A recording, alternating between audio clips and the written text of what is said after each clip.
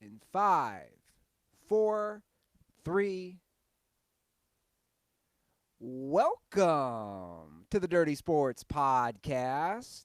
I am your host, Andy Ruther, coming to you live from the Smut Studio in Venice Beach, California, with my co-host on my left, Joey. No chill, Prano. Morning, Andy. Hey, bud. How's it going? It's good. So you got the golf hat today. Yeah, I'm going golfing with Tug after the show. We had talks of like a dirty sports foursome, but the Andes are hard to wrangle schedule-wise. So I threw out a couple options. You couldn't do one. Laz couldn't do one. Tug couldn't do one. And then Tug shot me back, and he said, well, can you play Thursday afternoon? And I said, I sure can. He goes, let's just do it.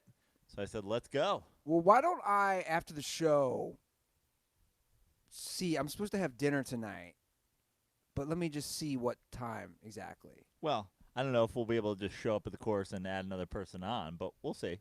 Oh, yeah, okay. Because we're playing two, so they may be pairing us with two other people there. Yeah. It's busy these days, the golf course. I gotcha. But we'll see. You know me, I always want to check in on the transient situation. Yeah. At the Penmar I mean, course. it's certainly, if you're free, it's certainly worth taking a ride over, packing the clubs and taking a ride over and seeing if the Penmar starter will send us out. Yeah. Or I can just pay one of the transients to eliminate 2 of the other 4 in the foursome. Yeah. Have a transient stab somebody. Dude, Venice, I know we keep saying it. It's next level. It's next level. The amount of houses being built like survivor houses are everywhere. Yeah. There's one that's pretty close to here now. There's one that I always talk about that's like the bamboo survivor house. Yeah. But now there's another one. There's multiple. There's one right at the corner of Venice Way and like Venice Boulevard where they run into each other right by the library. Yeah. It's just 15 tarps. Yeah. Like I'm like, dude, it's a 2-story house. I'm like, what do tarps cost? Tarps gotta cost $20, $10. You have 15 tarps. Sell your tarps. Get a suit. Go on a job interview. So I keep saying this. I'm going to do it for real. I'm going to go film. It's like an MTV Cribs version of The Homeless to kind of show people because we need visuals. And I'll have Nick do the compilation. Yeah. It's ridiculous out there. Yeah. Out of control. But, hey, man. What are you going to do? I think that's what the local officials say. You know the emoji, just the shrug? Yeah. Like, that's what the local... It's like the face palm emoji. Yeah. They're just, what are you going to do? I saw something interesting today, though, when I was coming here.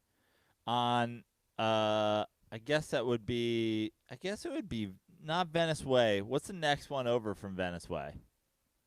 It's not Windward. But whatever the next street, maybe it is Windward. That is Windward. The next street over, up a little bit toward like Abbot Kinney, right in the middle of the street, there was a cop car parked, and it just said Venice Patrol on the side.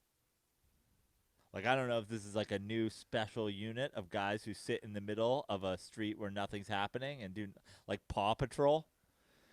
But yeah, I've never seen a Venice Patrol car before. I don't know if that's a private unit or if that's a new special unit of the LAPD. But there's a Venice Patrol now. That's probably just someone who wrote that on the side. That's not a real cop. No, it was like a legit squad car. Okay. With like a badge on the side. Like it wasn't spray painted on. By the way, not to change the subject, lots of comments happening in YouTube about my hair right now. Yeah, your hair's out of control. Yeah. There's a Venice homeless person living in the back of your mullet. Oh, it's disgusting. You know, I just learned something because I don't have long hair normally. And somebody's like, you're not supposed to always use, because women know this, and obviously I don't because I don't have long hair. You're not supposed to always use shampoo and conditioner because it gives you split ends apparently. Okay. And I don't know if I've been doing it wrong for the last few months, but I really want to do this. I want to go full mullet in the next week. So do it. You want me to do it? I have clippers. I know how to cut. I I know how to fuck up a mullet. But I guess that'd be my question: is do you know how to? I want to make a legit. I mean, we'll just take off the sides, leave the back, trim the top. But I almost want to have a professional do it. Okay, a professional mullet. And the mullet's not going to be here forever. Sure. I just want to have a mullet because I never had. I mean, it's kind of a mullet now, but I want a legit mullet. Get back to my. Where's Trippy? Trippy can't come over and cut your hair by the pool? I haven't talked to him, and I don't know if Trippy's still alive. Oh, well, that's a sad No, thought. no, I don't know. I haven't talked to him in over a year. The barbershops are closed. I mean, in this day and age, there is the chance that Trippy isn't alive. I mean, to be fair, he is a person of color, and he does travel with scissors in his car. So there is a chance that he was gunned down trying to enter his car. Is that your segue? That's my segue. After looking into it, Trippy had barber's shears in his car. The man had to die. It's the only way we can keep things safe. That's how we're jumping in. We had to murder a barber. That's how we're jumping into the NBA and sports talk about Jacob Blake's murder. Yeah. My girlfriend just texted me. She's a big tennis fan. Tennis has postponed for the day. Your Cincinnati Open or whatever they call it. The Southern Open? What is that? Yeah. That they're now playing in New York. They've postponed for the day. So everybody's on a break. So everybody's on a break. Yeah. Which I have a lot of thoughts. You have a lot of thoughts. I have a lot of notes. A lot has happened in the last 24 hours. And we're going to jump into it. And I just want to say, before we jump into it,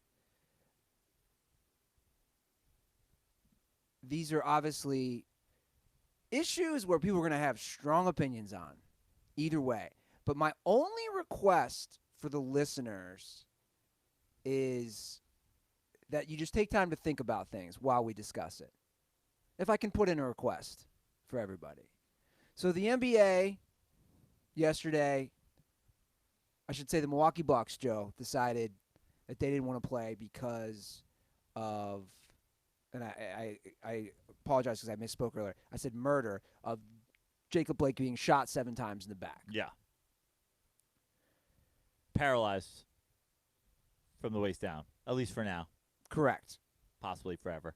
So they decide they don't want to play. It happened in Wisconsin. Kenosha? Yep.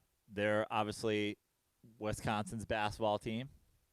They also had a player on their team who was assaulted by police last year.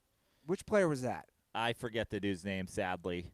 But I know he's involved in a lawsuit. Yeah, because I believe he parked in a handicapped parking spot, which seems like a reasonable thing to assault somebody for. I'm sure none of our listeners have ever done that, and I'm sure you've never done that. I'm sure I've never done that. And you know my thought on handicapped parking spots: just eliminate them. Okay, for the most part. It's an interesting hot take. Well, they don't use them. But the idea is, if somebody does come and use them, they have a shorter distance. 90% of people using handicapped parking spots are obese people who are handicapped. I'm just saying. I know I've been canceled for that, but I'm just saying. Yeah. Okay. Anyway. So they decided to not play yesterday's Game 5 against the Orlando Magic. And that's sort of set off a snowball effect. The rest of the NBA schedule was canceled. Today's NBA schedule was canceled. At earliest, they're going to start tomorrow. A couple baseball teams decided not to play. I believe hockey. They played With their aggressive whiteness. Were like, we're not involved in this at all. Well, whatever. I'm not going to. That's a discussion. I'm not going to penalize people who played and who didn't play. To me, that's not a productive discussion. She's half black, half Japanese. The tennis player. Mm-hmm. She decided she's really good. Sorry, Naomi Osaka. Thank you. Look at you. Yeah. She decided not to play. So the point is, the effect was seen throughout the sports world. The Detroit Lions did not practice on Tuesday. Multiple teams not practicing today. Yeah. So we've never seen anything like this. Am I correct in that? I think I am. Yeah, I mean, I don't know about multi-sport strikes, boycotts, day off. We've never seen a team itself pull out of a basketball, like a playoff basketball game, and say that they weren't playing.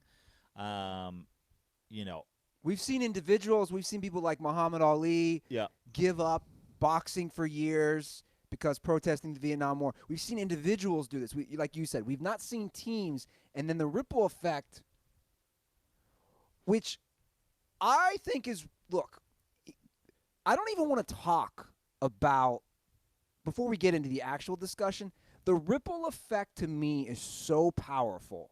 And I think people really need to understand that. I still firmly believe in the power of the people. I do. And I could be naive in that mindset, but I think it was shown here. So I just want to say off the bat, anyone out there who thinks boycotting is not effective, I think you're delusional. We've boycotted since the beginning of time, right, with this country. We boycotted taxation without representation, the Boston Tea Party. All these things, boycotts have effects because they have fiscal concerns or fiscal effects. And I just want to say that this showed it has an effect. So anybody who says it doesn't have an effect, anybody who says this is millionaires taking a day off is a dipshit. It has an effect. We can't undermine the effect. The bottom line is the NBA pays the NBA owners pay their players. Correct. They pay them, a range from the basketball minimum to, the LeBron James and the Kevin Durant's and the basketball maximum. But the owners make their money on the TV deals, on selling tickets.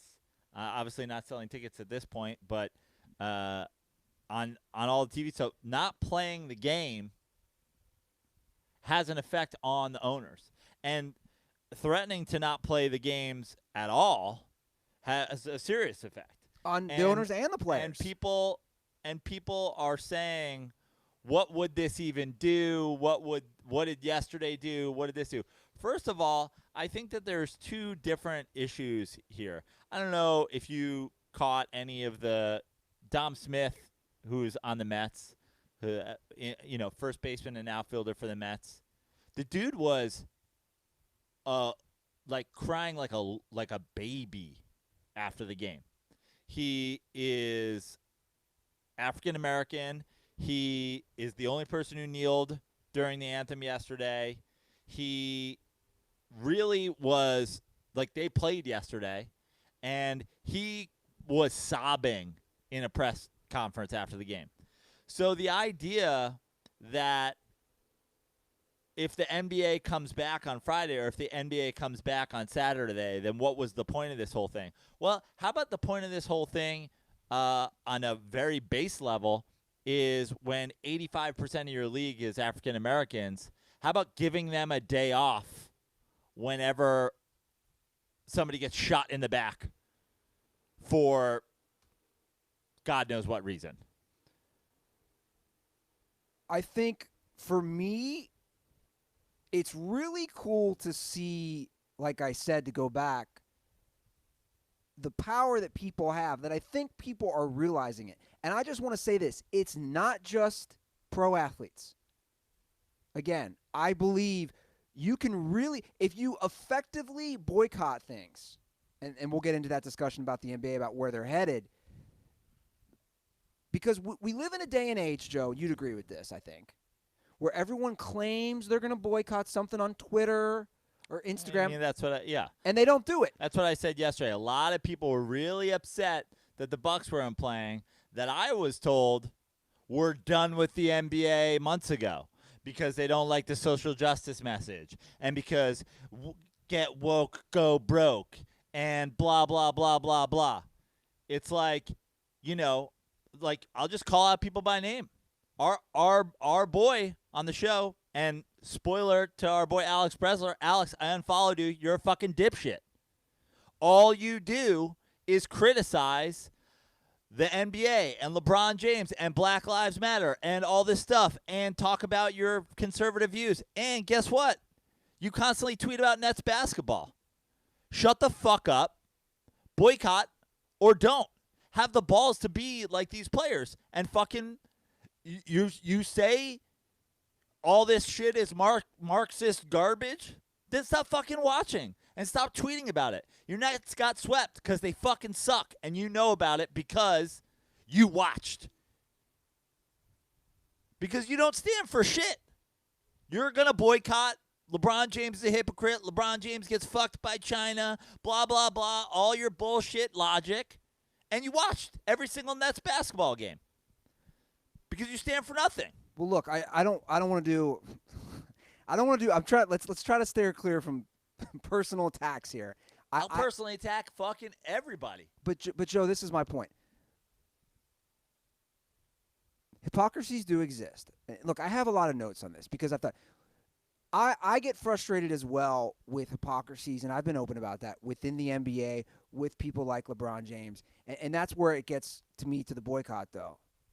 I do believe, though, if the NBA players or the Major League Baseball or the NFL, if they're really serious, I think at this point we're all aware, whether we agree or disagree with the current climate and that there needs to be change. I think at this point we need a legit boycott. And I think these are good questions to ask. What real change can happen? But meanwhile, without boycotts, but though? Here's the thing, Andy. I think that's a good question. Yeah, but here's the thing. You're asking people that cross like multiple levels of pay, of success, of notoriety, of everything to join in and do the same thing. So yesterday, the Bucks, who are the 1 seed in the East and the NBA title favorites, started this by boycotting a game. The reports are that in a meeting after, the top 2 seeds in the West, the Lakers and the Clippers, with, again, across those 3 teams, 3 of the biggest stars in Giannis, LeBron, Kawhi, Anthony Davis, 4 of the biggest stars in the league. Those were the teams that were at the forefront of this. And those guys, LeBron apparently walks out of the meeting upset that, everybody else wasn't on board or whatever. I don't know. These are the reports.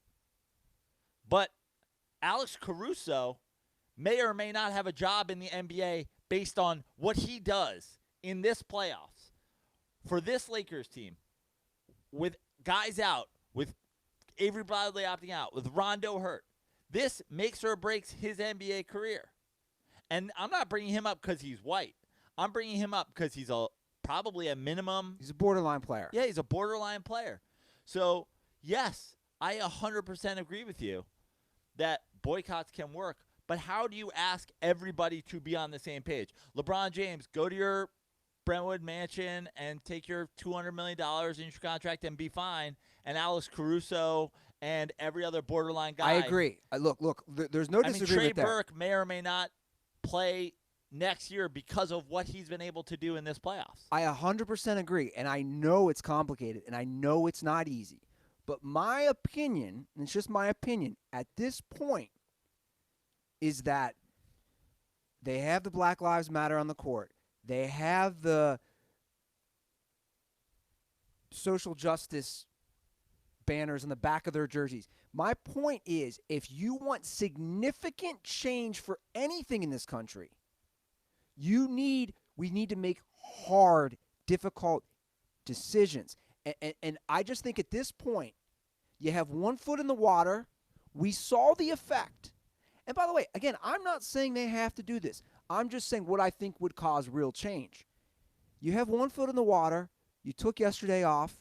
Suddenly baseball teams are doing it. Suddenly NFL teams Individual athletes are doing it in their sports. And that's my point, is that it all goes back to the power to the people. And the real change, to me, if you want real reform, doesn't happen with just owners throwing more money. But we don't know what the conversation was like. Again, you and I talked about it before the show. Forget boycotting. The real change, because if the owners don't do shit, it doesn't matter. The real change comes from the billionaires that own these teams. Agreed. Having their hands forced by their players. Agreed. And not saying just throw a couple $100,000 or let us put this on the court or let us put that on the court. Politicians are all bought and sold like candy. Exactly. Okay? Billionaires that own football teams, that own oil companies, that are shipping magnates, that are tech lords, that are all this stuff, they have the ability to affect politicians. Policies. They can Yes. talk to those people directly. They can spend money on lobbyists. They can affect real change. We don't know that the owners weren't a part of the conversation yesterday and say, yeah, we'll do that. I saw the report today that the Toyota Center in Houston, where the Rockets play, will be a voting center. That'll be a place where people can go vote on Election Day. So we don't know what conversation has happened and what conversation is going to happen, but I 100% agree with you. But here's the thing. The threat of walking out, the day of walking out, the whatever, that's already affected this conversation. No, and I agree. And by the way, I'm glad you said all those points, because I was going to make those, because I agree. And I think that's just following the money in the bigger picture. But I guess, in my opinion, I feel to really cause those changes, like you're saying, the billionaires donating to the politicians and the lobbyists, which are actual policies being made. I guess, in my opinion, at this point, real change will happen by these players not playing or opting out. And I could be wrong, but now, the bigger thing was, if the NBA stopped playing the playoffs this year, and we've already seen it affecting a couple baseball teams, a couple football teams, whatever. If LeBron James and Kawhi Leonard and Anthony Davis and Giannis said, we are not finishing the NBA season, people can believe it or not, that would have affected the NFL. I totally agree. Would have the chances of the NFL College having football? a season go out the window if that happens, because every single person, and you can see this when you, like, with social media, with the ESPY awards, with all these things, the Saquon Barkleys of the world, the Deshaun Watsons of the world, LeBron James is their hero. This is a guy that has been achieving and doing things at a level that these guys can only imagine. When a guy like that says, I'm not doing it anymore, that trickles down. yeah. And the bottom line is, in a sense, they were on the cusp of doing what the pandemic did and essentially ending sports for us again.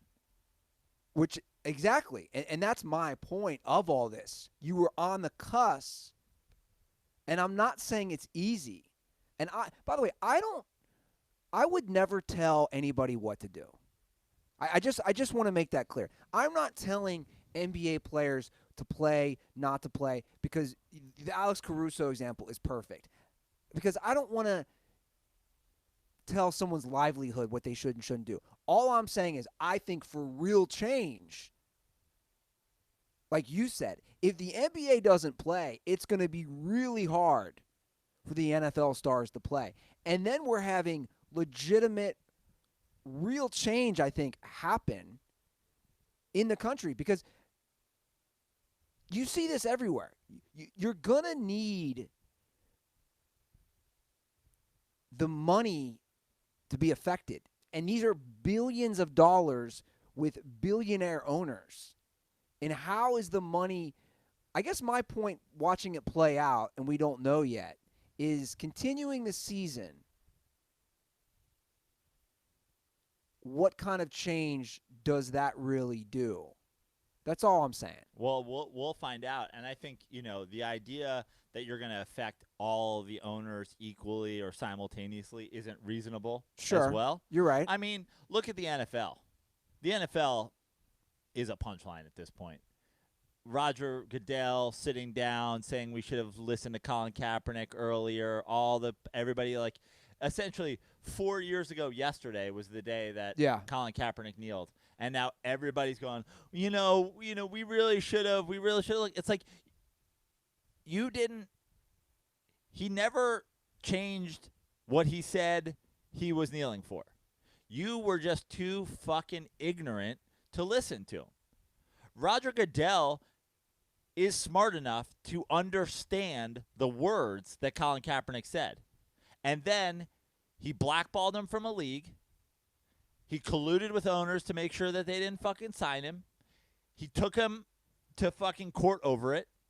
He paid a settlement over it. Like, the idea that these guys won't have to have their arms twisted all out of the fucking socket to do it is a joke because they had to. Yeah. 4 years, and he's just saying it now.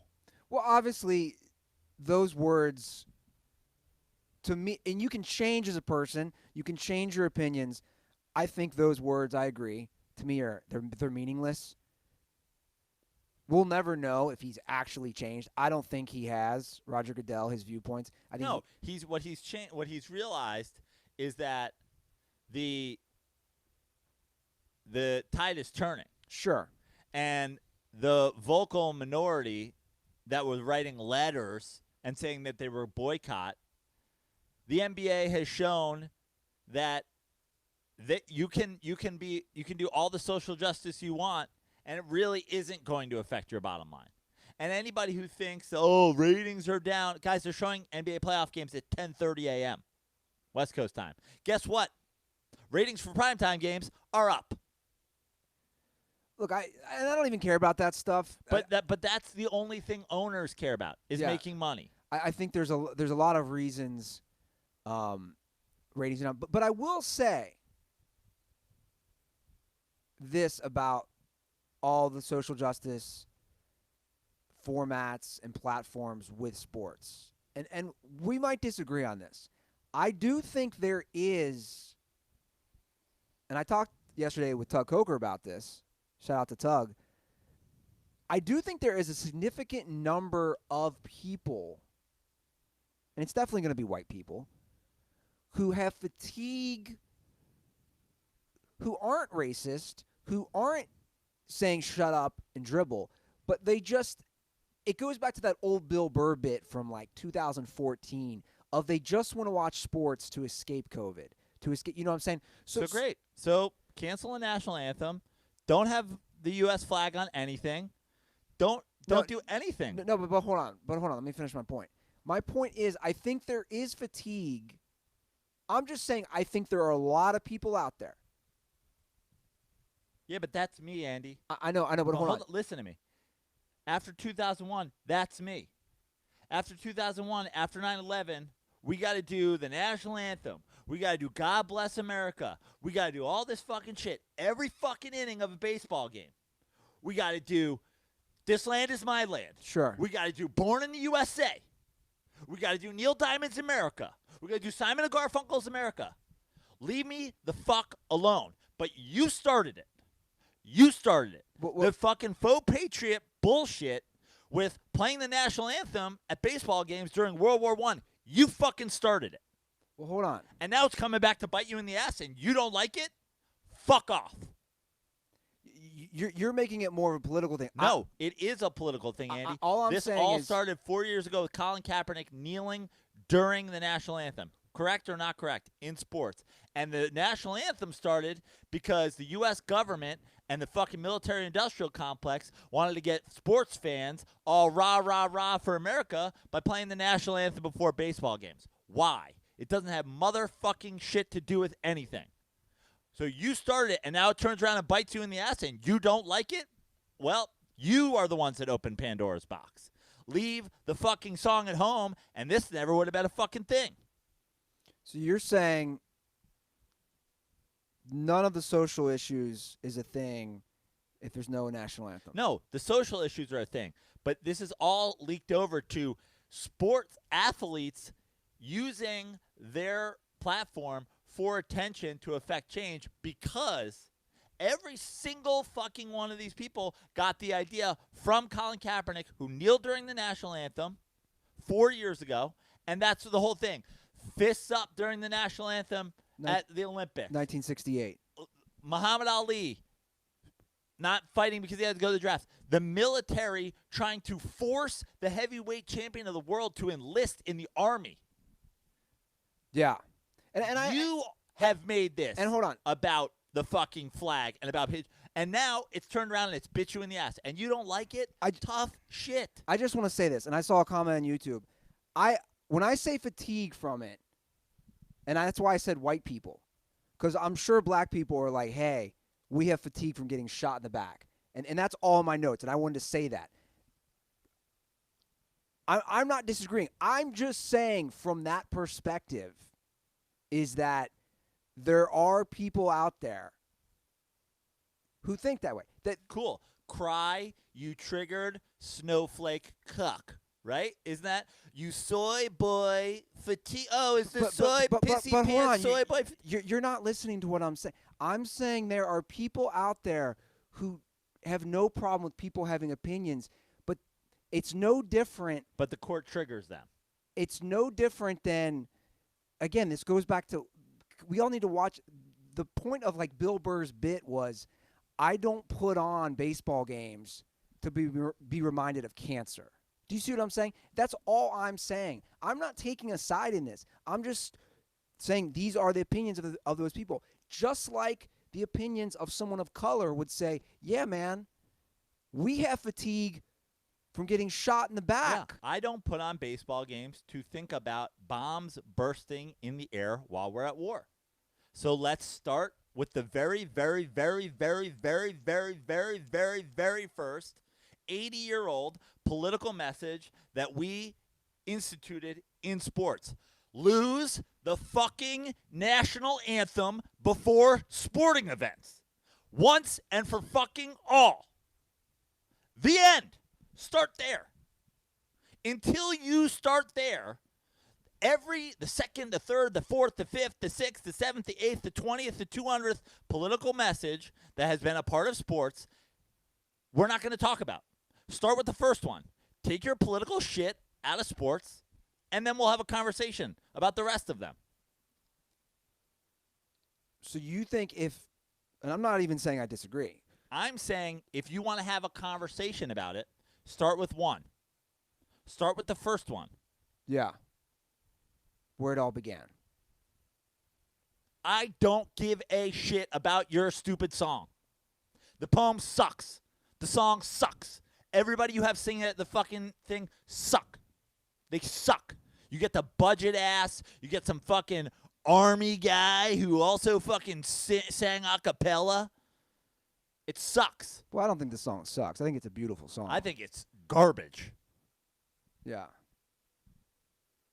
Get rid of it. And until you do that, you don't get to talk about education reform, Morris Sr. And you don't get to talk about Black Lives Matter. You opened the door. You opened the door to let's make sports political. Until you're ready to do that, don't talk to me.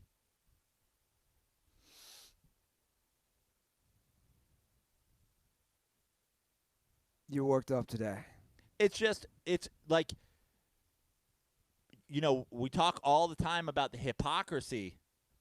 The hypocrisy is all of the people complaining about sports becoming political are upset that one guy said, I'm not participating in your political event before sports games. That's where it started. Hi, my name is Colin Kaepernick. I am not participating in your political patriotic event that has no bearing on this football game and happens before I play. And now people are upset that we've made sports political? Are you motherfuckers brain dead? Well, again, I don't. I don't really. To me, that's we're not changing opinion. Like that to me isn't even a worthwhile discussion. We're not changing those opinions. If people can't see, That's not even changing an opinion. What is your opinion? You have to decide what your opinion is. Do you want politics? Do you want politics in sports, or do you not want politics in sports? look, I have said forever. You're cool with it. No, hold on. I have said forever. I don't understand, and I've even posted this, right? Why we have to play the national. Look, I agree. The national anthem. This isn't anything new for me either. Of why we have to play this at sports events, and I've also said forever. The thing that angers me more than the fake PC woke bullshit, or angers me just as much, is the fake patriotism. I agree. Right. I don't. I'm not arguing with anybody. I'm saying pick a lane. You either want sports and politics, or you do not want sports and politics. If you are vehemently against it, if you're over the woke shit, if you're over the Black Lives Matter, if you're over the fucking kneeling, if you're over the raised fists, if you're over the politics in sports, start with the first one. The first one happened for 80 years with no one saying a goddamn word. You want to start? You want to cancel politics in sports? Start with the first one. And then I'm open to hearing your discussion. When you're one of the crybaby bitches who's saying, I don't watch sports anymore because it's too political, I will listen to your argument when you say, never play the national anthem before a sporting event ever again. Cool. Now let's have a conversation. If you're riding that fence where you think the national anthem should be played, but you don't want politics in sports, your opinion doesn't matter to me because you don't have an opinion. You have two opinions simultaneously. Pick which one you want. You can't have it both ways. I agree there.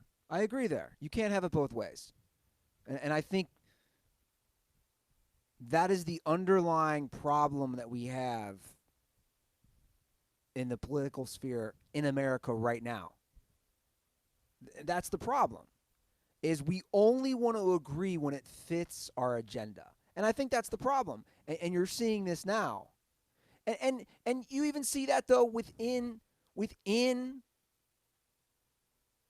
like the players themselves. You know me, I've been so critical of LeBron lately, just between me and you, because, you know, for example, I'll say, geez, man, you stand for Black Lives Matters, but you're sending out a congratulatory tweet about Kamala Harris, who literally incarcerated tons of black, and like, so I struggle with that as well. But that sure is but way more intricate than a lot of things. Now we can talk, you know, I want to avoid going down, like, the last conversation is about politics and sports.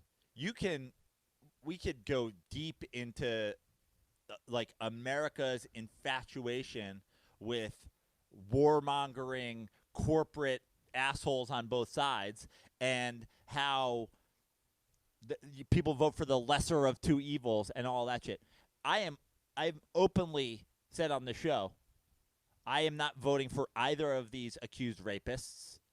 I am not voting for any warmongering Republican or Democrat. I didn't vote for Trump. I didn't vote for Hillary. I didn't vote for Barack Obama twice. I didn't vote. The last party member I voted for was John Kerry. I am in the fucking middle. And guess what? Like, trying to get people to see why they shouldn't also is very fucking delicate. It is. And guess what? LeBron James is playing a lot of basketball. I get that. But I don't want to focus this on LeBron. But again, my viewpoint on someone like him is he feels he has to speak out on every little thing when he doesn't. I disagree with you. I feel like So he has to tweet. He's asked about all this stuff. But hold on. I'm just using him as an example. Take LeBron versus somebody like Dame Lillard. Obviously, one's the biggest star in the world. One's a huge basketball star. LeBron doesn't have to tweet congratulations to Kamala Harris for the VP. He doesn't, Joe. He's opting to do that, which then sets himself up for people like me who say, geez, LeBron, you care about black lives? Kamala Harris's record, her factual record as Attorney General for the state of California is awful.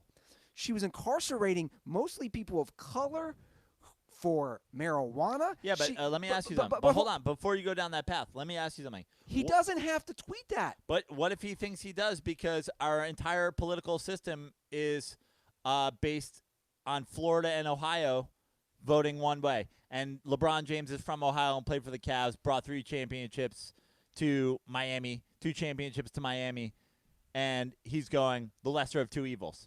I'm going to support the Democrats. Then I think that logic, like you just said and you know, is so flawed. The lesser of 2 evils is... Yeah, it's very flawed. So I'm not going to support it. That doesn't mean I can't... But that doesn't make him a hypocrite or make him whatever for supporting it. No, it doesn't. Yes, it does. No, it doesn't. It just because he... If you can't tell me you say Black Lives Matter and then openly support someone who did not support Black lives. But what is he supposed to do if just be quiet? The guy who's in Wisconsin shooting people with a rifle and getting slapped on the back from it by cops was at a Trump rally. Dude, my point is, that's why I brought up Damian Lillard, who's vocal just as well. He's not LeBron James. You're comparing apples and fucking soccer balls. But I feel like you always give LeBron this odd pass. It's not an odd pass. But it is. It's not an odd pass. I'm not saying. Answer this LeBron question. James' Does he or does he? opinions are trash. Okay. Does he or does he not have to? But that's not something you could. I think a lot of people's political opinions are trash. Me too. But the difference is a lot of people don't openly always put themselves out there. That's all I'm saying. But so talk about Kawhi, talk about whatever. You're talking about LeBron James, who is not the most famous basketball player. LeBron James is the most famous athlete walking planet Earth. He gets asked fucking everything. Everything. People are looking to him for everything. He has a responsibility to say things we will never understand. Every single fucking word LeBron James tweets, speaks, whatever. I see the posts. Oh, LeBron reads a lot of the first 10 pages of books. He's always showing up with books. LeBron James is very calculated. You said the other day, oh, if he finishes reading that Malcolm X book, he'll see this. He knows if he goes out with a Malcolm X book, kids are going to pick it up and fucking read it. He has a responsibility that is greater than anything we could possibly imagine. Now, is LeBron James not well enough versed in world politics to realize why corporate Democrats are just as dangerous as shithead Republicans? Yeah. Okay, great. I know 1,000 people with Ivy League educations that can't grasp that. Me too. And I have just as many problems with them. That's all I'm saying. Like I have members of my own family. But it's intent, Andy. It's intent. It's all about intent. If you think he knows exactly what he's doing and he doesn't care, that's a different story. That's a different story. That's what being a piece of shit that is defending some of these cops and some of these actions. When you're saying he was going for a knife, what are they supposed to do? You're being a piece of shit because we all know what they're supposed to do. They're supposed to be trained to disarm somebody. That's what they're supposed to do. They're not supposed to be a pissy pants asshole that's to shoot somebody 7 times because they feel scared. So when you say that, you're actively with intent saying bullshit. If you're accusing LeBron James of knowing Kamala Harris is a piece of shit and actively not caring and sharing that with the world, that's a different complaint. I don't think that is LeBron James' point. But do you see... Just like I don't think a lot of the dipshits who support Donald Trump think he is. Are there people that are smart enough to know that he's a piece of trash and support him anyway? Yeah. But there's also fucking dumb people out there. I know. Look, I'm not disagreeing. And obviously, we would be in the minority for our political stance that they're both corrupt. They're both warmongering, parties that are warmongers that support policies that neither you or I support. I get that. But I just used him as an example of somebody who we don't agree here, and that's fine. But there is you can't use LeBron James as an example of anything. But see, to me, that's you giving him a free pass. No, it's not. All you can use LeBron James as an example of is you can compare him to Michael Jordan. You can compare him. You can't even compare him to Muhammad Ali. You can compare him to Michael Jordan. That's it. That's who you can compare him to. You can't compare him to the biggest football player in the world. He's not. Patrick Mahomes does not have the global reach as LeBron James. Mike Trout. My mom couldn't pick Mike Trout out of a fucking lineup. LeBron James has a responsibility. LeBron James has a reach. But what does that mean when you say he has a responsibility? He has the eyes and ears of more people worldwide than fucking 7 people in history. I'm not disagreeing with that, but you're saying he has you're saying he doesn't have to say or do anything if he doesn't want to. I disagree. I think he does. Based on what? Based on if he doesn't, they're going to fucking ask him anyway. So the same way, you sent me the other day, the same way, who's the chick? Bella Thorne? She made $2 million on OnlyFans because she says, I want to control my own message. Because if LeBron James doesn't control his message, somebody is going to control it for him. Well, he got the criticism from you and everybody else for being asked and not giving the answer everybody wanted about China. Yeah. Right? So now he's not waiting to be asked. But again, you might not like his message. I don't like his message on a lot of things.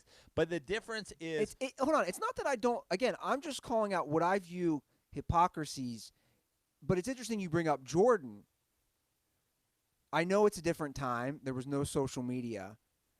But Jordan was the biggest player in the world, and he took a completely different stance. Right. First of all, he avoided it at all costs. And then he never offered that stuff up.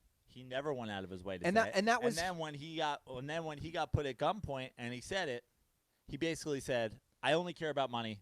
That's all that matters to me. And that was his prerogative. See, that's where I don't have a problem with that. And I said that during the 30 for 30 during the Last Dance discussion.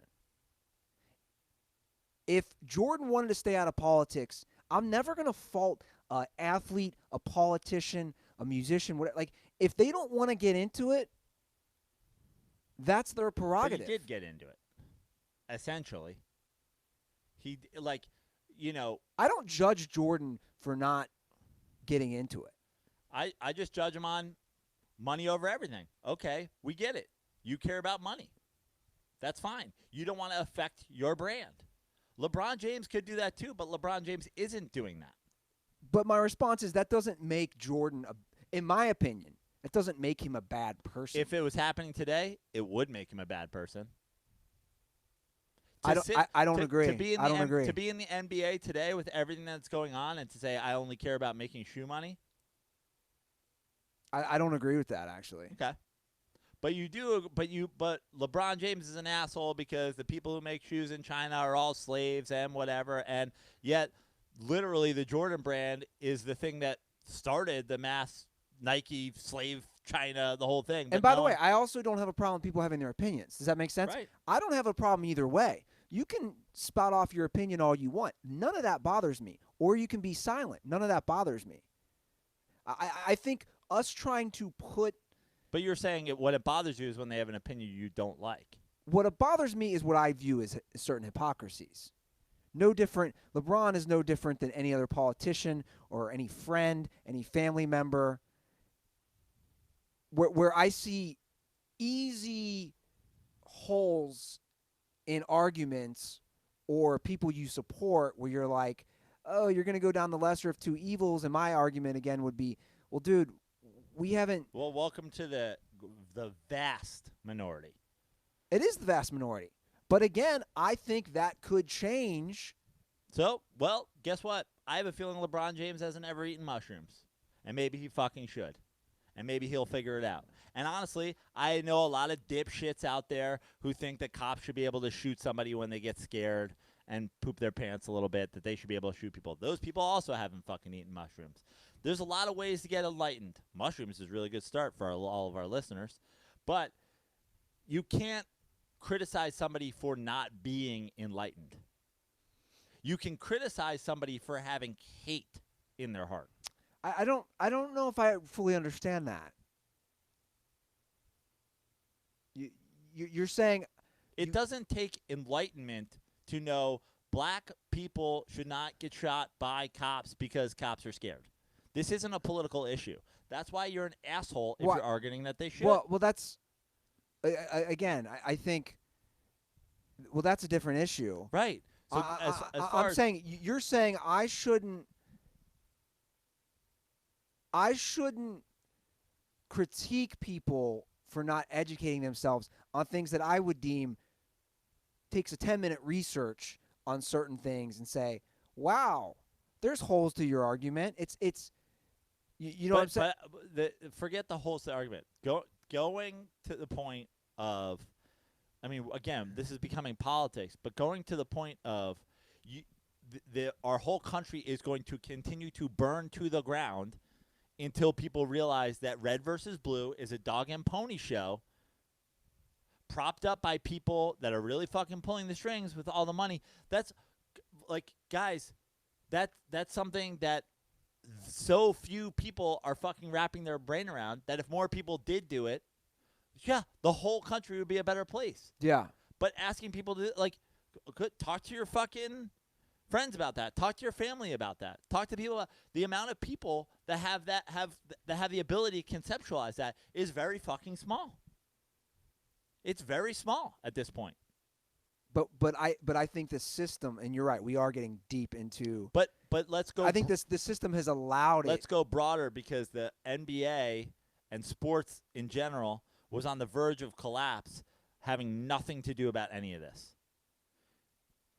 It has to do with the fact that if you listen to Kenny Smith and you listen to Chris Webber and you listen to Dom Smith and you listen to fucking LeBron James and you listen to the people and you listen to Colin Kaepernick, the intricacies of Democrat and Republican and third party and fucking progressive and all this shit is not a factor in our police force in this country is undereducated, overfunded, criminal organization. They are the fucking mafia. Well, look, with a government hall pass. I am not going to call them a criminal organization. Okay. I think there's certain elements there I agree with. Obviously, I am for police reform. I am for criminal justice reform. I think there's a lot of archaic policies, again, that have continued to It's money. Well, they exactly. Just want money. They want your money, and their captain ruin your time for money. You can't park there. Now it's costing you money. But hold on. You can't drink there. Now it's costing you money. It's a business. I agree. And that, again, to bring it back to the initial point, that's why my viewpoint as someone who thinks real change can happen with anybody, in a weird way, I'll just be honest, even though the bottom line would affect our show, it would. If the NBA didn't play, the domino effect that would happen on the NFL, college football, that would affect sponsors for our show. It would affect our show. I was very intrigued with the idea to see what would happen, because I, as a person, I'm definitely sick of a lot of the systems, and part of that is needing serious reform. So for me, I was like, holy shit, they didn't play today. Look at the effect. That's why when I woke up this morning, Joe, I was a little taken back saying, they're going to play. Part of me just wanted to see it play out if they don't play and to see the power, because I think athletes are starting to realize it. You saw it with college football. I'm glad they are starting to realize it. And I'm glad too. But at the end of the day, we're two white guys who host a sports podcast. My experience with cops is garbage, and I'm not even a black guy. I'm not going to sit here and tell a league that is majority black guys who do have to deal with all day what they should or shouldn't do. Again, I'm not either. I'm just giving my honest emotions on it. I would never tell anybody what to do, but there was a little disappointment in me because I really wanted to see it play out, because these guys are realizing the economic ramifications and the effect that it would have would be unlike something we've ever seen before. And that's the truth.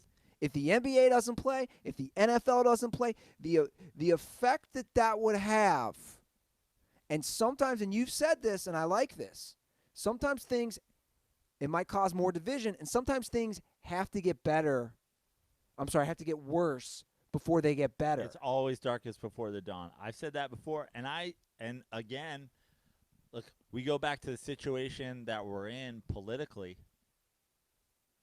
In a way, I've said it before, I'll say it again. Donald Trump being president had the exact effect that I thought it would. Everybody suddenly gives a shit about every single thing the president does. Everyone they talk to, everybody they date, everything they've ever done in their past. That's how you should treat your politicians. Hold them accountable. If Hillary Clinton was president of the United States, would black people still be getting murdered on the streets by the undereducated, overfunded criminal organization that is police departments? Yes, I believe they would. Would people care as much? No, I don't think they would. So in a way, this is the kind of thing that you need. And now it's what happens from it.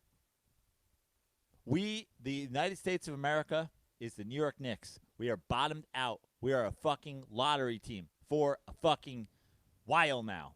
We need to burn it down, trade our assets, rebuild from the bottom. And that's what's happening. Literally, we're burning it down. Yeah. The problem is everybody gets caught up in all the specifics. We just went down a deep rabbit hole of getting into like the intricacies of electoral and corporate politics and all that stuff. We need to start on let's tackle the broad issues, and then we can worry about that. Everybody goes, oh, what about LeBron and China and whatever? Maybe tackle equality in the United States where he's a black man living. And then we'll work on global politics. Think global, act local. We got to start somewhere. Well, and also, let's not forget, again, two things can exist, and you can be critical of one thing, but also understand it and understand the bigger picture. Does that make sense? So, like, take me, for example. I can be critical of LeBron's stances on certain issues, and I am, and I'm vocal about it. Good. I'm critical of how LeBron wears his hair. But hold on. LeBron's. But I also, at the same token, or at the same time, understand what you're saying, that there are, like, my point is, you can be critical of all you want. Just leave it out of this conversation because it doesn't have anything to do with this conversation. For a lack of better term, I was going to say, these things aren't always black and white. So my point was this. I can be critical of some of his stances on things, but then also say, yeah, boycotting is going to have an effect, and I understand it, and I have no problem with it. Does that make sense? But my point is the only problem is when you mention it in the discussion about other things. I'm critical of a lot of people about a lot of things. Okay? But you have to I have a lot of problems with the NBA. But you can't say before we talk about what you're doing good, let's talk about how also I just want to say up front, I have a problem with this. And now let's go back. It's like, leave that out of the conversation. Let's go. There's a barrier to entry. Let's start with the broad things. And then we can get, after the people, in this country that LeBron James represents, young black men in America, stop having to deal with this, then we could talk about, hey, LeBron, now that we solved that, let's talk about how you don't really have a grasp on, corporate politics. And, maybe let's start talking. It'd be really great, LeBron, with your message, if you could throw some support behind a third party, somebody that's progressive, somebody that's thinking outside the box, somebody that's actually going to affect things, on a political level. But first things first, LeBron's trying to speak for the fact that these guys have to watch the same video that you watch, the same video that I watch. Well, they have to live it. And they have to live it. Yeah. And they have to know that their kids are living it. Sure. And look. And that their cousins are living it. And that their uncles are living it. It's great when you're LeBron James and you can take care of probably every single person you've ever met, including school children you've never met. But what about, let's just pick a random guy. What about fucking Trey Burke? Is Trey Burke able to take every one of his little cousins and every one of his little uncles out of the hood on an NBA minimum contract? No. So he's sitting there going, this is still happening to my family. And then we're going like, yeah, but, make sure you also, make sure your voting record's in fucking intact, or else you're not allowed to talk about this. It's, unbelievable. And, it goes, again, everybody's on the same side of this except for the people that are saying, leave my politics out of sports. It's such clown shoes garbage at this point. There is no more. That ship has sailed, guys. Look, we sailed in 1931 or whenever the fuck they started playing the national anthem. Look, we agree there. There's no disagreement there. And to me,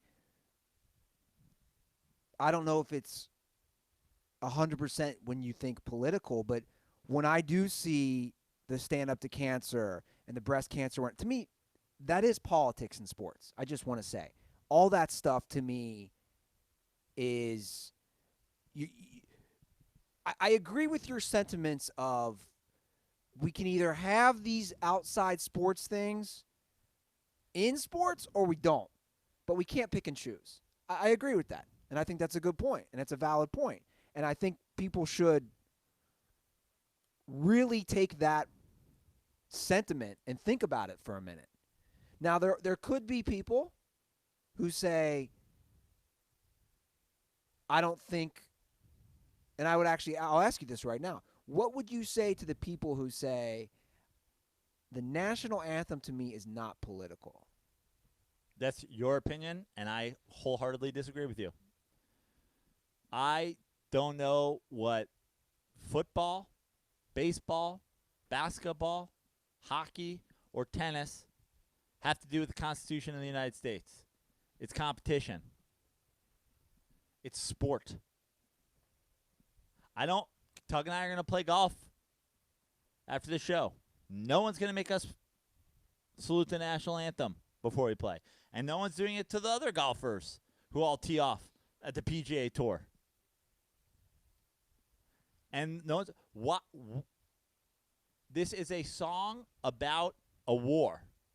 Why am I having to listen to it before I compete in sports or before I enjoy people competing in sports? Why am I made to think about this at all? By the way, it's happened to me at a ball game where I sat through whatever the one they played during the 7th inning stretch, and some guy goes, stand the fuck up. Why? I just got fucking nachos in a replica helmet. Now I got to do some fucking Three Stooges bit and balance it while you listen to fucking, From Sea to Shining Sea or whatever the other fucking... Why? Because shut up. Leave me alone. Get away from me keep your politics out of my sports. But until you guys do that, I'm not even hearing it. I'm not even fucking hearing your argument until you start with the first one. Because the first one was the national anthem. And then it was the flyovers. And then it was the camouflage everything. And then you got upset when politics got into sports. The military-industrial complex pays for every NFL coach to dress in a military garb, and now you're upset that politics is in sports? Bro, you fucking missed your chance to fight that one. NFL with an emblem that looks like army medals that look like a nameplate on a soldier's uniform. Well, look, we know why. We both know why. Right. But you fucking missed your window. You want to be the no politics in sports crowd? How is the no politics in sports crowd the rah-rah Americans with the fucking flag in their bio? You guys are the politics and sports crowd. You started this. And now you don't like where it's gone? And that's at the end of the day, and we'll wrap the whole discussion up as far as this stuff's concerned. That's what it is. I think at the end of the day, we both agree it's people don't want to hear opinions they might not like, or causes that don't directly affect them. And I think that's what it is at the end of the day. No, what it is at the end of the day is they were too dumb to know in the first place. Oh, cool, it's a fucking stealth bomber flying over a fucking thing. They didn't know they were being manipulated. They didn't know that was military-industrial propaganda that's trying to take a 7-year-old and give him a fighter pilot boner. They're pretty cool. But that's the point is they didn't realize. Only when they realized that politics were happening in sports. Because they're big, dumb fucking idiots. Well, again, I told you I've been listening to not only his comedy specials but watching a lot of his interviews. It's like George Carlin, the brilliant George Carlin, has been saying this stuff for years. Yeah. And if anybody wants to follow somebody and watch somebody who so eloquently puts it, you should watch George Carlin, because obviously one of the greatest stand-ups of all time. But he said that for years, and I think having a better understanding, especially with him, I know it's going to help me, because what I like about him is he says, this is why I don't get angry. And that's a silver lining I'm trying to take from him, is like, I get worked up at times. You get worked up. We all get worked up at times. I'm fucking furious. But I'm trying not to, because people, like, a lot of people aren't going to see it. And that sucks. But that's like a massive global change. You know what you need to calm down, Joe? A cold Miller Lite, my friend. I do. Go get yourself a cold Miller Lite, Joe. It's almost noon here on the West Coast. It's been a very long discussion, in-depth discussion about the current state of the NBA and sports and politics. And just hearing that crack and watching you take a sip, I know hits the spot for you. I already feel a sense of calm. I'm going to keep drinking them. I'm going to take some out of your fridge. I'm going to put them in my golf bag. Yeah. You should golf with them today. I'm going to anger is the real enemy on the golf course. It is. So I really need to. You need to find your zen. I may have to go to my empty apartment here and lay on the floor and meditate for a minute. Well, it's funny you say that. I started reading The Beginner's Guide to Zen. It's great. Phil Jackson recommendation. Have you read it? No, I haven't. I've read a few different Zen-based books, and Yeah. transcendental meditation. Gone down that path. A few Now times, I heard if they updated it, I know they'd include a chapter on Miller Lite. having a nice cold Miller Lite to help zen you out. Andy, one of the tenets is try to find calm when you're doing some sort of mindless activity. That's why I just like to sit back, crack open a Miller Lite, and just focus on the repetitive nature of the 12-ounce curl, 11.5-ounce curl, 11-ounce curl, 10.5-ounce curl. The best part is Miller Lite. It only has a few calories in it. Miller Lite, great taste with only 96 calories and 3.2 carbs. However you and your friends are enjoying Miller time this summer, you can have the original light beer delivered. That's right, guys, delivered directly to you by going to MillerLite.com/dirty sports and find the delivery options near you. Celebrate responsibly. Miller Brewing Company, Milwaukee, Wisconsin. 96 calories and 3.2 carbs per 12 ounces. Once again, if you need to find where the best beverage available is in your area or to have it shipped directly to your house, MillerLite.com/dirty sports. I can already sense your calmness, Joe. So I just want to get this out of the way because we do fully agree on this one. This is by far the worst season of Hard Knocks So bad. that has ever graced. I have so many issues. First and foremost, can we just get some subtitles when Anthony Lynn is talking with the mask on? I can't understand a word. The guy is super cool, super chill. Is one of those guys. It does not work with a mask. I don't know what the fuck he's saying. Yeah. I just think it's boring. It's just boring. It's now, really boring. There's no games, early cuts. We're not getting to know any of these guys. They're not hitting. Like, so far, it's like COVID and contracts. Yeah. I just think it's so boring. By the way, I think the Chargers' new uniforms are fire. Yeah, they're dope. Fire. Almost makes me want to be a Chargers fan. But They sent me a mask in the mail. that's exciting. It's good stuff. It was, and it's a nice mask. The size, I got to grab it. Get it. I want the dirtballs to see it. The size of the mask, it makes you wonder, did they think I was a player? Well, they probably just made them all in like Wait coach sizes. wait until and you see they're this. Sending them out to their. I mean, it's. I just need a mask. I just need subtitles when Anthony Lynn talks. But Anthony Lynn's cool. Sean McVay is like a Gruden knockoff. Wow. Yeah, it's massive. Better big than small, though, right? I mean, it covers my whole face. Look at this. Better big than small. It's all loose? Yeah. It's exciting. Bolt up. It's a nice mask. I think both teams are fun.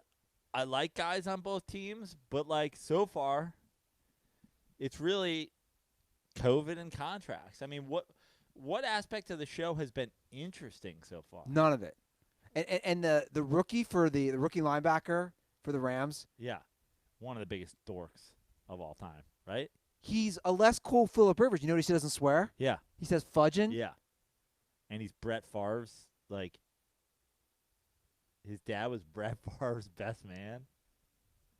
Yeah. You could tell they were focusing on him just to get that Brett Favre Zoom call. Yeah.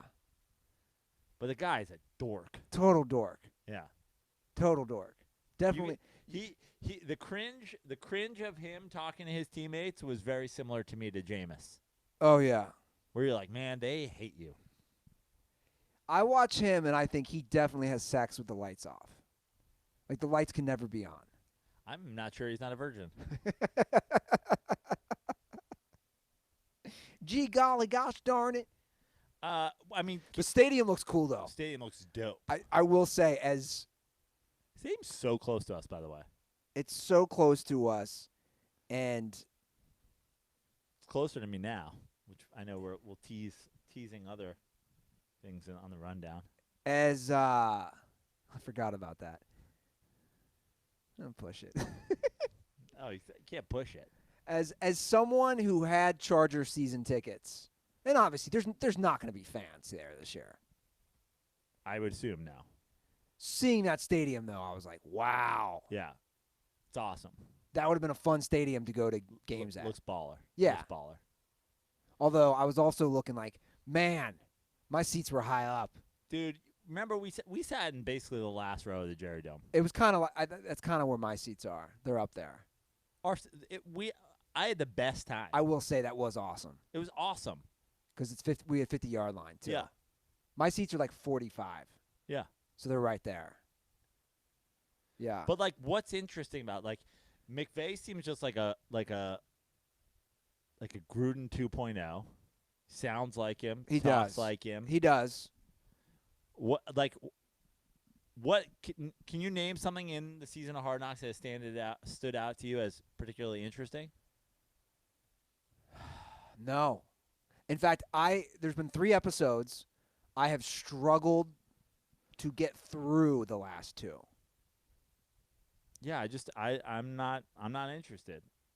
I think a couple things here. I think obviously, and when I said it's COVID and whatever, it's like obviously that's a big factor, and obviously you have to show how that's all. Like, I'm not saying they're not doing a good job, but I'm also saying I'm just not interested. It's just boring. But also I think the 2 teams thing. I don't love the 2 teams thing. Like, they should have just done 1 team. Yeah. Get it more in depth. I feel like I feel like they haven't done the job of making me care about some guy who's going to get cut.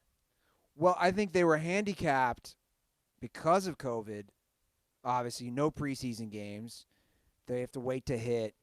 So they did 2 teams because there's the new stadium out here in LA, and they're not going to have enough content for 1 team to make it interesting. They don't have enough content for 2 teams to make it interesting.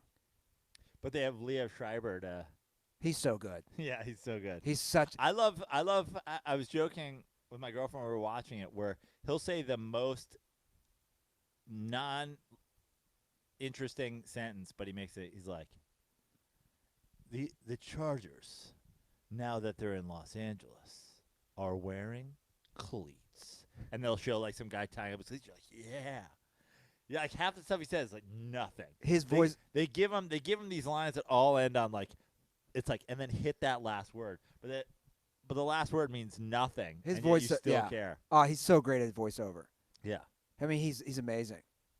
Jalen Ramsey is certainly hoping he's in Los Angeles for a long time because he's looking at houses.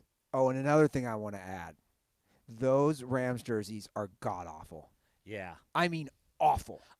The numbers on the jerseys are they look like rubber. Yeah. It's cringeworthy. The fade one on the blue jersey looks bad.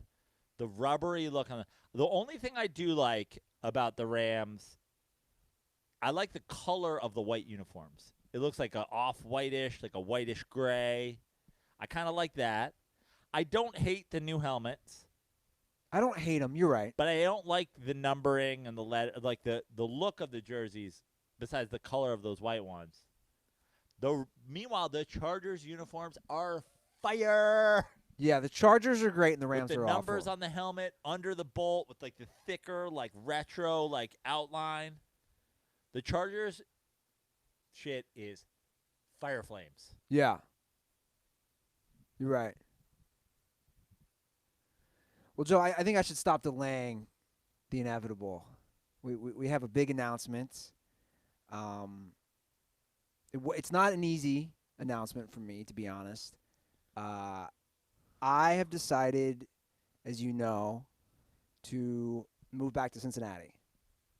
Full time. Full time. Quality of life. Yeah. You got hit by the quality of life while you were in Cincinnati. I did. So, You will now be a guy who angrily replies to my Ohio tweets. no, I will not. I obviously spent 3 months there, and the truth is, I saw the other side of things, and we joke about quality of life, but for me, it was spending time with my family, and I have 7 nephews and nieces. 6 of them are between the ages of 2 to 8, which I think is a perfect age, right, to spend time with the kids. And as I was there, and we're in a very unstable world with the pandemic, and like, fuck, this is hard actually. Like this has been the hardest year of my life with losing my mom and just being home.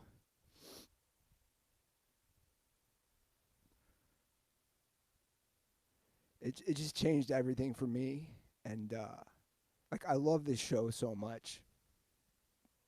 Never seen somebody get so worked up over chili. It's like, dude, it's all right. You love that chili. Get home and eat that chili, Doc. And it wasn't easy, but I think right now for my life and for my growth, I wanted to head back home, and I'm gonna head home in about 4 weeks, and I just want the Dirtballs to know we're still gonna do the show. We were doing the show while you were in Cincinnati. We didn't miss a beat. There's certainly some things to iron out about the way the show happens via Zoom. I think that as minuscule as it is, there's like a somewhat of a Zoom delay, and that can, make for people talking over each other and stuff like that. But that's just something that we work out. And Andy and I have talked a lot about it, and like I totally understand you needing to do whatever you need to do to be happy. I hinted at it before. I've essentially left Venice at this point. I moved out of my apartment almost entirely. I'm leaving the neighborhood. I'm staying in LA. I'm staying nearby. I won't be announcing necessarily my new address like I did my last address. I don't need the people who said that we shouldn't play the national anthem before games threatening me with their sniper rifles again. But I moved out of the neighborhood, and I was the same way as you. It's like you got to do. We've lived within 3 blocks of each other for the entirety of the Dirty Sports podcast, basically. And it's very easy to come over here and do the show. And, in a way, I was the same way as you are right now, and I wasn't even going that far. I'm like, oh, fuck, I'm fucking up the podcast. I can't just drop in and go over whenever I want. And, like, I'm leaving the hood. And then you're like, I'm moving back to Cincinnati. I'm like, woohoo, I'm off the hook. Like, everybody's got to do whatever makes them happy. God knows if I'll stay where I'm moving, if you'll stay where you're moving. But, we joke a lot about unprecedented times. Everything's up in the air right now. And, you're not the only person in comedy that's abandoning LA because, to be totally honest, even if you love the beach, even if you love California, with none of the stuff that we get to do in the entertainment world and in going out and all the things that come with living in a major city, you really do run out of reasons to justify living here. And I know that for you is really important that the podcast remain, and that we affect this as little as possible. And it's like, dude, we did it on Zoom for 2 months. We'll do it on Zoom for as long as we figure it out. I told you, I was like, I hope you're not trying to get me to move to Cincinnati. I've built a very strong social media stance against Ohio. I just can't do it. And he's like, no, we'll just keep doing it via Zoom and we'll figure it out. Yeah, and look, I love doing the show. I love being here next to Joe, and this was a personal decision. Like I said, this to be honest, I'll be straight up with you guys. This was probably the hardest decision of my life, my entire life. It wasn't hard for me to decide to move out west, to pursue comedy, to pursue the entertainment world. Like, this was such a hard decision. I'm going to be 39 in November. I've lived in LA 13. I've lived in LA a third of my life now. That's like my quote unquote maturing years, or at least trying to mature. I've been here 13 years. I've been in this building 12 years. I've been in the smut studio for 10 years. Which is like we've been telling you for a while. This has gotta, you know, if you got to go back to Cincinnati to reassess and come back. I mean, like Savage Town was already. We were calling it Savage Town 4 years ago. We were ahead of the curve. And this is. It is. Yeah. Joe knows now. That's why Joe left Venice as well. Venice is bad, guys. And I want everybody to know, too, this isn't, for me, I don't know what my future is. That's the truth. Now, a lot of people have families. They have a wife, a serious girlfriend, kids. I don't have any of that.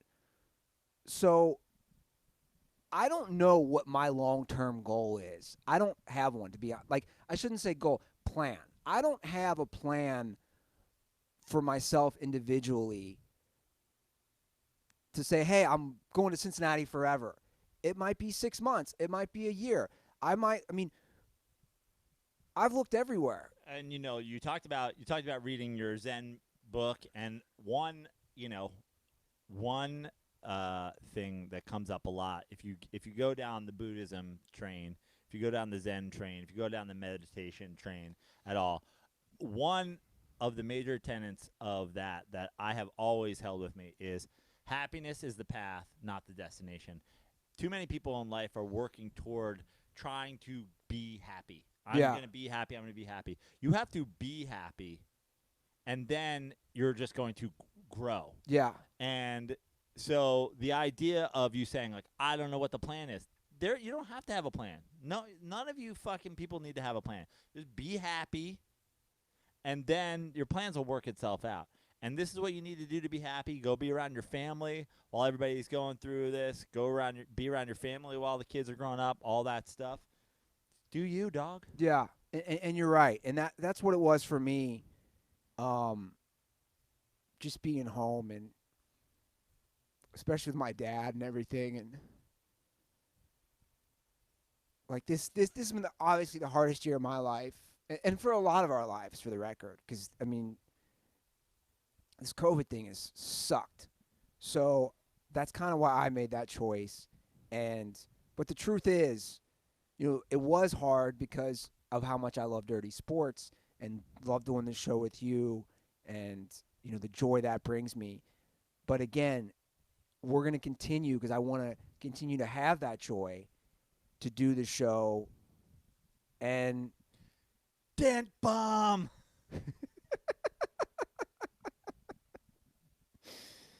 Yeah, I mean, it's real. Like, it's getting real for me. I'll be honest. Like, I made this decision a couple weeks ago, but now when I'm starting to set up when my water's going to be shut off and my cable canceled, and like, that's real. But the funniest silver lining of all this is my older three brothers, I have a younger brother and older three brothers, are flying out, and the four of us are going to road trip back in 2 cars to Cincinnati, and someone might die.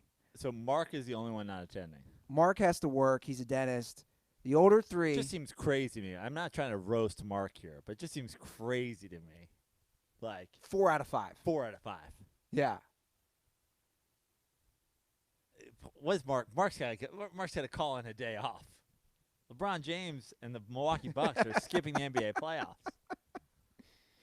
Now, my dad thinks Nick should film it, but I said, no. Yeah. You know this with brothers. Yeah. My brothers won't have jobs. Yeah, exactly. The stuff they say. Well, also, you don't want your brothers, like, we're all, even, like, as an entertainer, our training, like, what we're all trying to do is to have as much similarity, what I do on stage, what I do on camera, what I do on the show. That's why, I'm on this show, like, I don't apologize for some of the shit I say because, like, I am not adjusting myself for this show. And you don't want your brothers are not professional entertainers. You're trying to have a trip across country with a brother. You don't want them adjusting themselves because some guy's there pointing a camera at them and whatever. You just have a good time with your brothers. Let them say all the ridiculous shit they can. If you can, start off the trip by telling Brad that I said we should stop playing the national anthem before all sporting events. I just like to. I think let's set him off on a. We'll try to make his head explode on the. I think you should tell him in person. Yeah, I will. And see if you walk out of this apartment alive. Yeah. I can't wait. Yeah.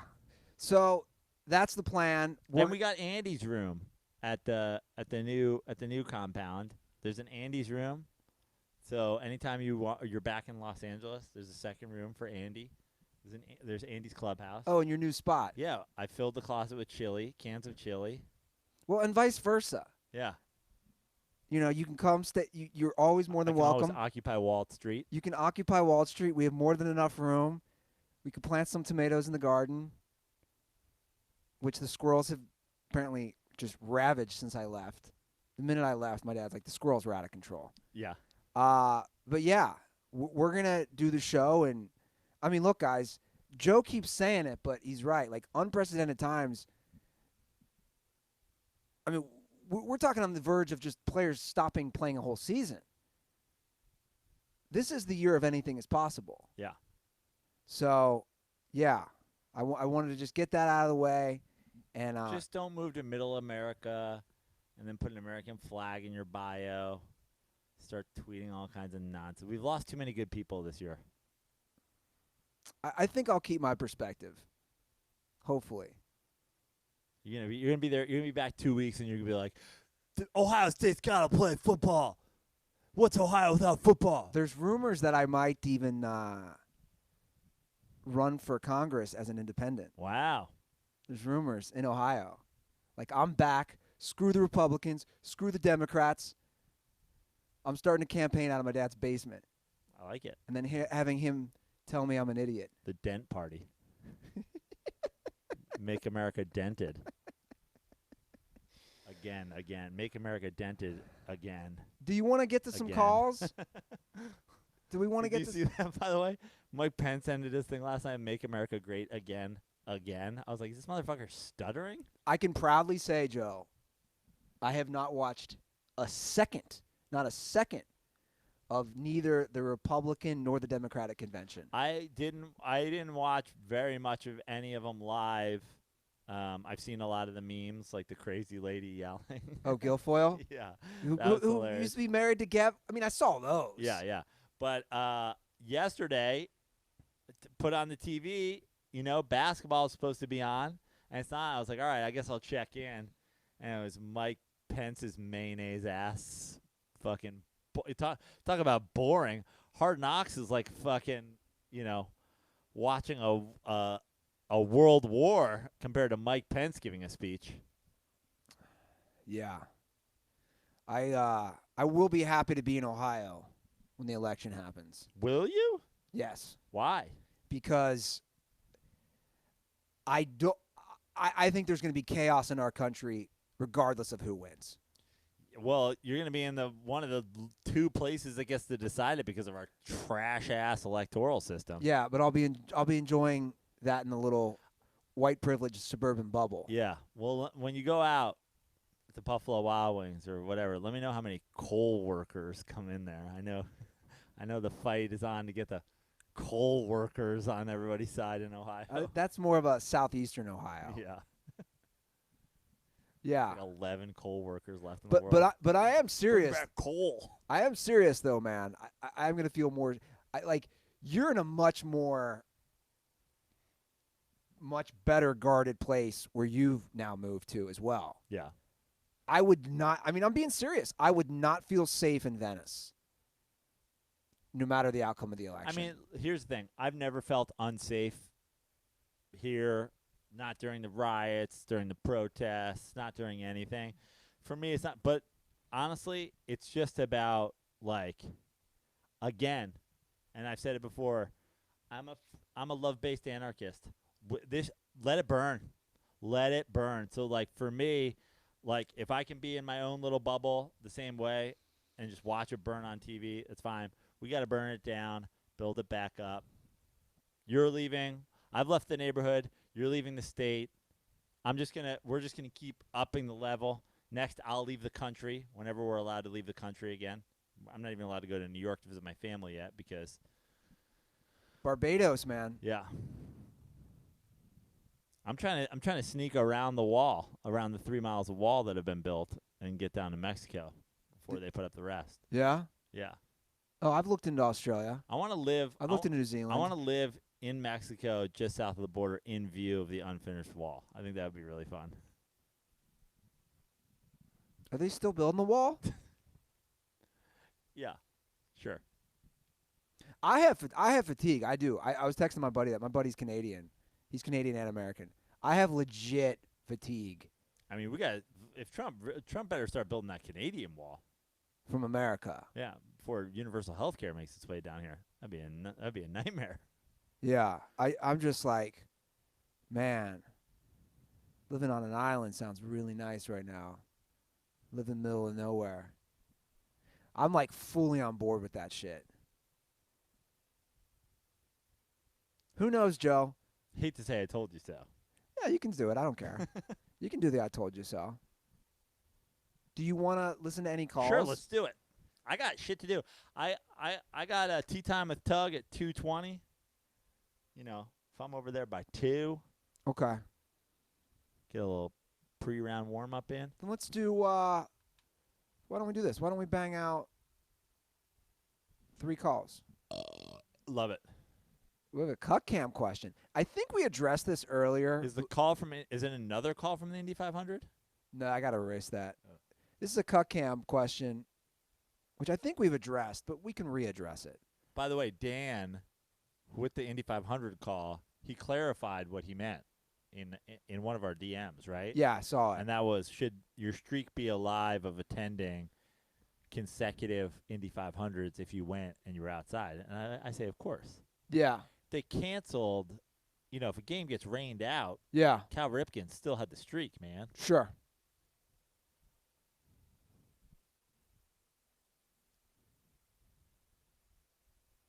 Okay, hold on. Got to turn on the volume. That'll help.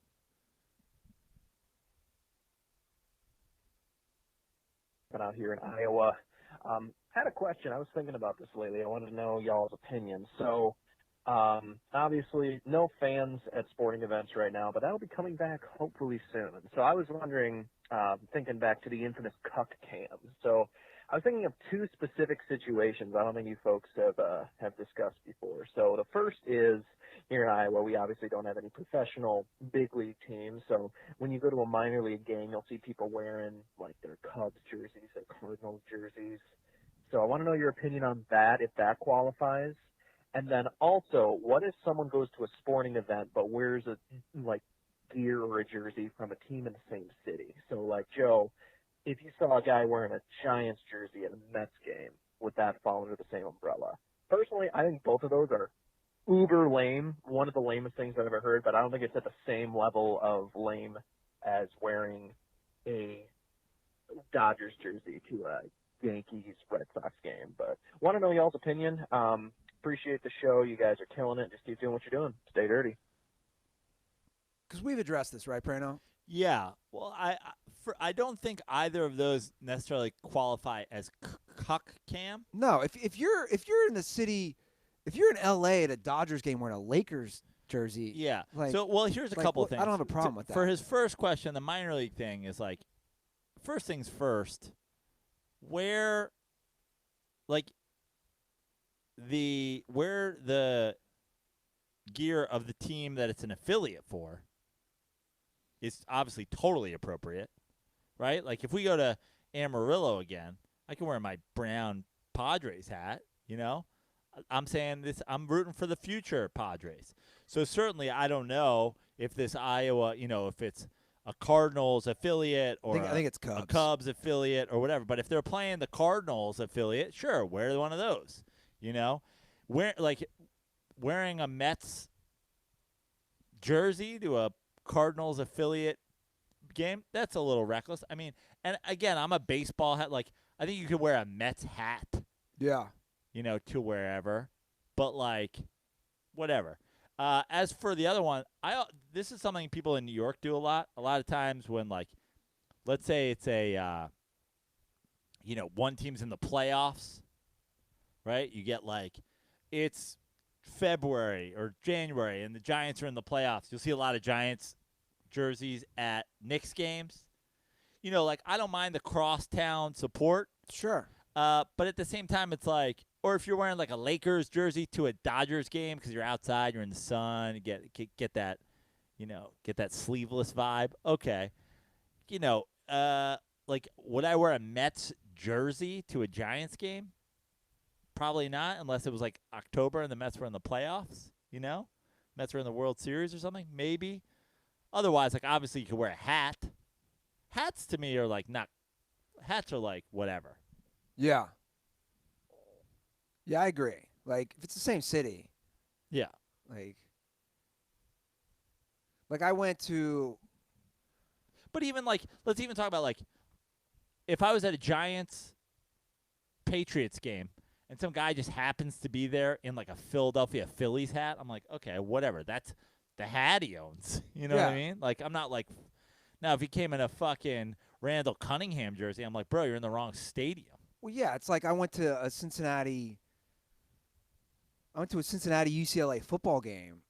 What was that, last year or the year before? I think it was last year. Whenever it was, I don't own University of Cincinnati stuff. Yeah. But I wore a Reds hat and a Cincinnati shirt. Yeah. It's like, dude, I'm not like being But a again, cuck. cuck cam is you're wearing a football jersey to a football game, and that team ain't playing. Yeah. You're wearing a Bears jersey. Yeah. To a Giants-Eagles game. Yeah, like, what are you doing, bro? Right. Fix your life. All right, let's do another call. Joe, Andy, Jay, your number one farmer dirtball from Minnesota. Not a wrestling podcast, I understand. I don't watch wrestling either, but how about our boy Pat McAfee? I didn't watch it because I'm sure as hell not going to pay to watch fake things. But some athleticism on display with off the Twitter clips there. Pretty cool stuff.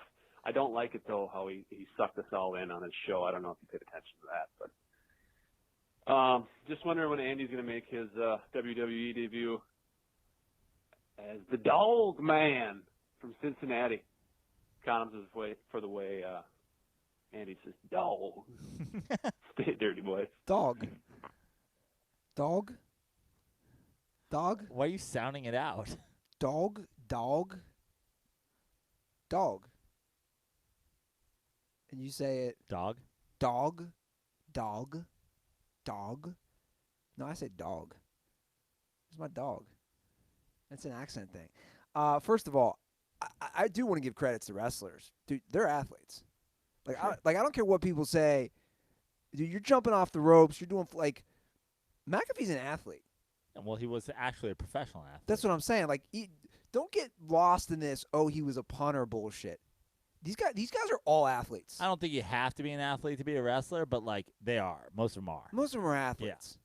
That's how you, like, whatever. But, I mean, also fucking Vince McMahon's been out there and wrestling and, fucking. The point is, The Rock played at the U when they were a powerhouse. Like, come on. Yeah, for sure. But I don't know anything about McAfee's wrestling debut or anything like that. But it's always cool. Like, he totally seems like the kind of guy. I mean, he wears jorts everywhere. Like, he seems like the kind of guy who's still into wrestling. Yeah. Good for him. I'm sure it was fun. I'm sure a lot of his fan base loves wrestling. Good for him. Speaking of athletes and kind of in the entertainment world, did you know John David Washington played college football and then played professional football for 5 years? I don't know. Is that Denzel's kid? The kid from Ballers? On Tenet, yeah. This is actually pretty cool. He played at Morehouse. Okay. Then he was on I knew he played like college ball. Then he was on the Rams practice squad Okay. for like a year or two, and he was trying so hard to play professionally. He played overseas, I think, in one of those leagues for like 4 years. Was he a receiver? He was a running back. Okay. Because they got him as a receiver on Ballers, right? They do, but it makes me. You know what makes me respect him?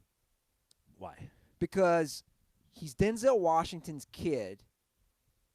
Denzel was a hooper. Denzel played at Fordham, I think. Did he? Yeah.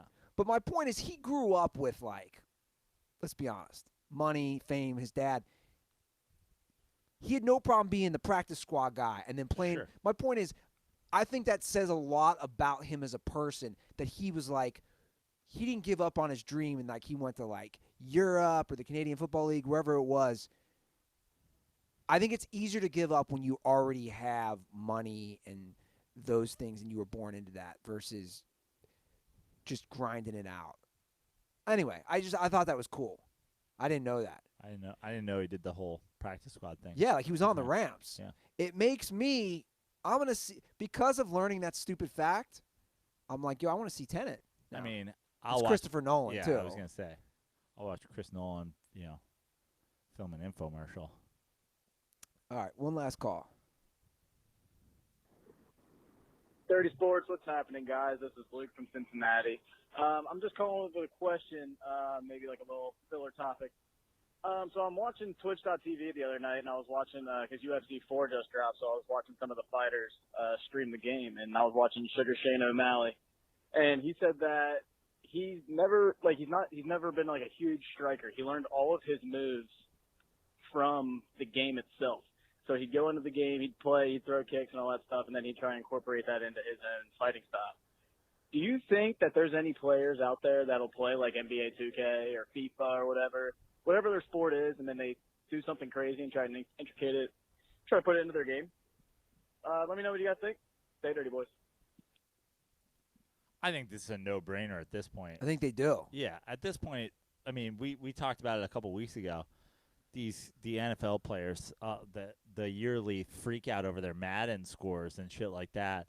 I think that, even if it's things that and you understand, like, I got to imagine some of these running backs,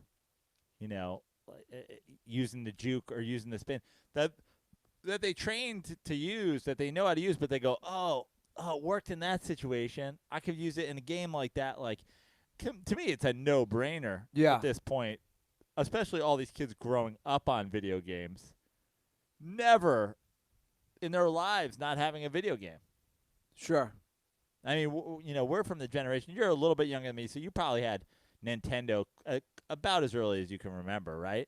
Oh, yeah. As early as I remember, Nintendo. Nintendo was Contra? still like, I still old enough that I remember Nintendo happening. Like, But we had I Atari. I remember Atari. Yeah.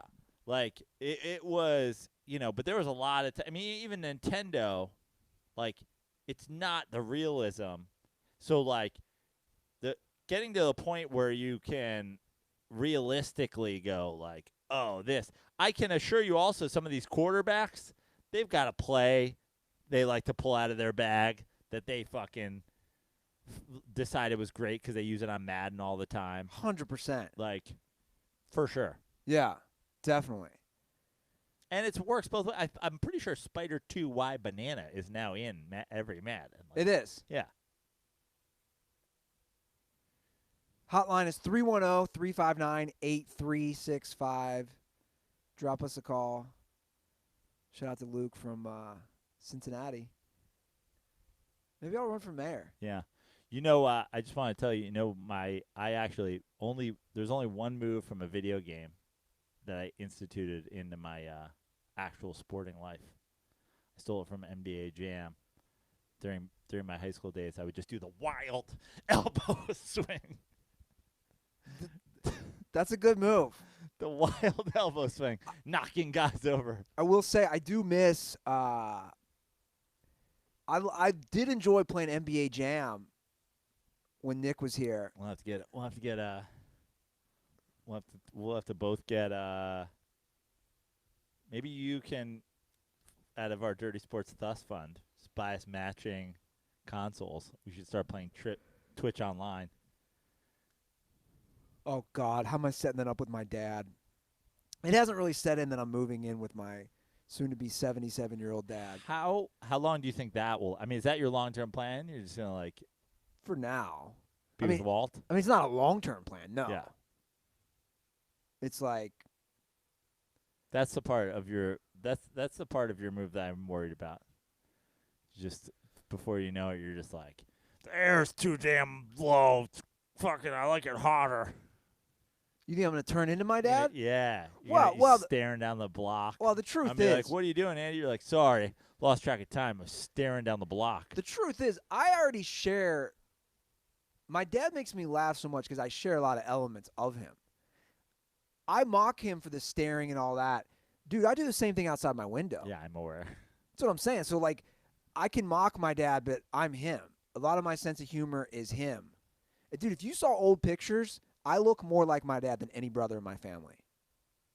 So, like, I share a lot of elements. No, but trust me, on a lot of issues, we don't see eye to eye. The good news is there's space, right? So it's like, if we're having problems, him or I can just go in the basement. And I have a car now, too. Yeah. I'll have a car. That's a lot different. Yeah, for sure. Brad's already been like, if Dad annoys you, come to our house. And I'm like, well, dude, like, I don't know if that helps it. Yeah.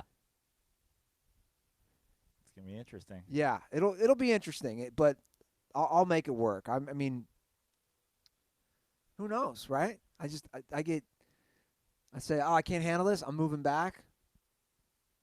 The thing is about moves, it's not that expensive when you live in a small apartment like me. Right. It's going to be under $2,000 to move all my stuff across the country. That's nothing. Quality of life. I think we got to make quality of life shirts with the Ohio emblem in the background. That's hilarious. I don't even know what the state of Ohio looks like. It's like a heart. It used to be called the heart of it all. I'll put it right in the heart area. Yeah. All right, guys. Follow us on Twitter and Instagram at The Dirty Sports. Follow me on Twitter and Instagram at Andy Ruther. And you know what? You know, for real, we doing a local Cincinnati meetup for some chili. You know what we're going to have to do before you leave? What? We're going to have to watch a game. I 100% agree. That's the one thing. We do the show via Zoom. It's going to be hard to do our live watches. Yeah, We'll have to do a live watch before you leave. 100%. One last medium pizza bowl. Yeah, if sports happen. Yeah. At Joe Prano on Instagram, at Joe Prano on Venmo, at Fix Your Life on Twitter. Eat mushrooms. Just eat them. Yeah, I'm all for that. Get some mushrooms. Eat them. Fix your life. I'm all for those things. If you're one of those dipshits writing hateful shit under fucking tweets, eat some mushrooms. Just realize, if you like to drink, if you like to tailgate, if you like to drink on the beach, if you like to drink on the boat, if you like to drink on the golf course, if you've ever sped, if you've ever been smoking pot in a car, you've ever been under the influence behind the wheel, you don't really fucking want the police fucking arresting every single person that's ever committed a crime. We're all fucking criminals. We've all done something. God forbid you ever fucking do something and people trot out, oh, Tim fucking once got a DUI on his way to Taco Bell. Don't be a dipshit. Eat mushrooms. Stop playing the national anthem before fucking sporting events. Eat mushrooms. That's your message. That's my message. There's too many hateful people out there. Too many people who don't have compassion. Eat some mushrooms. Get some compassion. Stop saying, oh, he fucking once committed a crime. He should be dead. And smoke weed, too. Should be a fucking dead person. Relax. I know weed has really mellowed me out. It's really good for you. Okay, guys, that's the show. Thank you for sticking with us. We'll be back on Monday. Have a great weekend. Stay safe. And as always, stay dirty.